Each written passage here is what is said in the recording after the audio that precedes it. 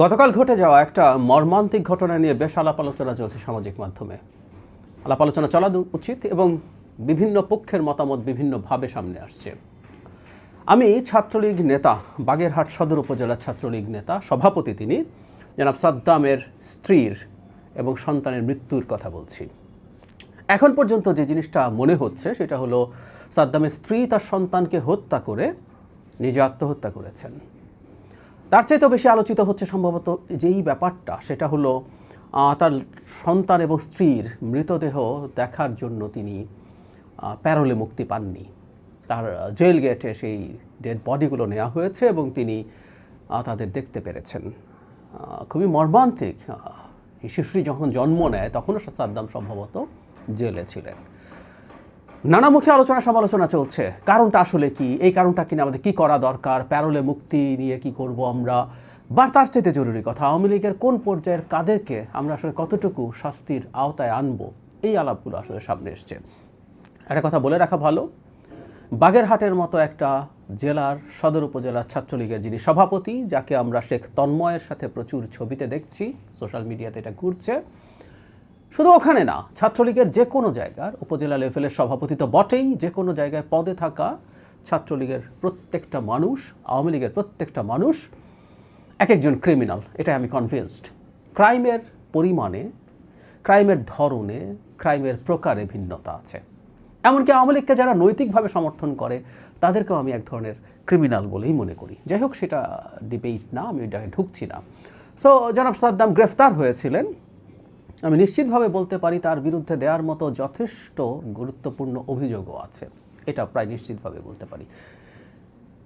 এখন প্রশ্নটা হচ্ছে, এর চাইতেও আরও দুর্ধর্ষ অপরাধী আওয়ামী লীগের লোকজন, যাদের টাকা পয়সা ভালো আছে, তারা অনেকেই মুক্তি পেয়ে গেছেন, তারা সেটা খরচ করে জামিন পেয়েছেন, খুব বড় লয়ার ধরতে পেরেছেন এবং লয়ারদের নামেও এক ধরনের জামিন টামিন হয়ে যায় বাংলাদেশে, এটা আমরা দেখেছি।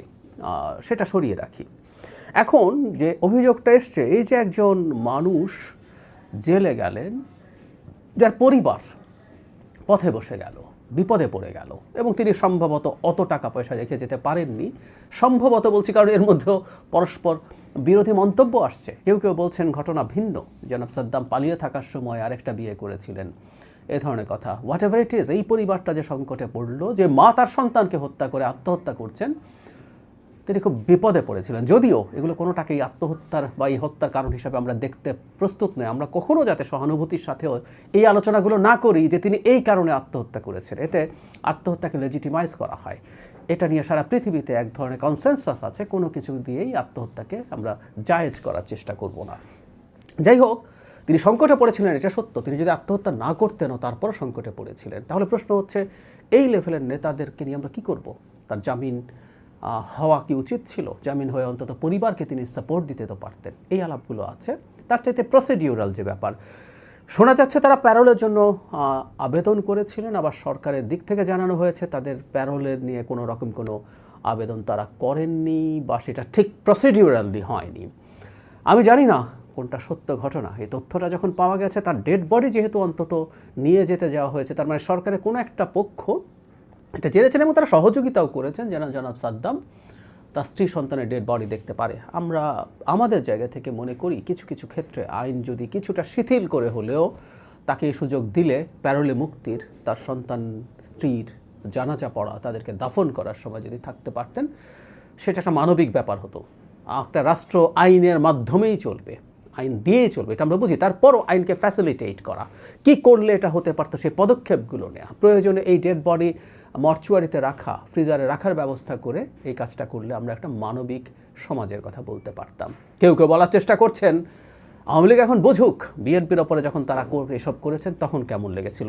হতেই পারে, এবং খুব সম্ভাবনা আছে সাদ্দাম ও বহু বিএনপি নেতাকর্মী, ছাত্রদল নেতাকর্মীকে দাবড়ে বেরিয়েছেন, এলাকায় থাকতে দেননি, মামলা দিয়েছেন, সংকটে ফেলেছেন, হতেই পারে, সেই সম্ভাবনাই অনেক বেশি। কিন্তু তারপরও আমরা আসলে একটা ইনসাফের সমাজ চেয়েছি, ন্যায় বিচারের সমাজ চেয়েছি। আমরা শেখ হাসিনার বিরুদ্ধে যে অভিযোগ করেছি সেটা যেন তার বিরুদ্ধে, এমনকি শেখ হাসিনার বিরুদ্ধেও না হয়, তিনিও যেন ন্যায় বিচার পান, আমরা সে আলাপ করেছি। কেতাবি কথা শোনালেও এভাবেই আমরা এটাকে দেখতে চাই। কারণ যে পরিবারগুলো এই জেলে তাদের উপার্জনক্ষম ব্যক্তি জেলে যাওয়ার কারণে সংকটে পড়ছে, তাদেরকে নিয়ে আমরা আসলে কী করব। সেই মানুষগুলোর দিকে তাকানো, সম্ভব সকল ক্ষেত্রে জামিন পাওয়া দরকার আছে। কিন্তু আমরা জামিন ইদানিং পছন্দ করি না, কারণ আমাদের দেশে ন্যায় বিচার তো আসলে হয় না।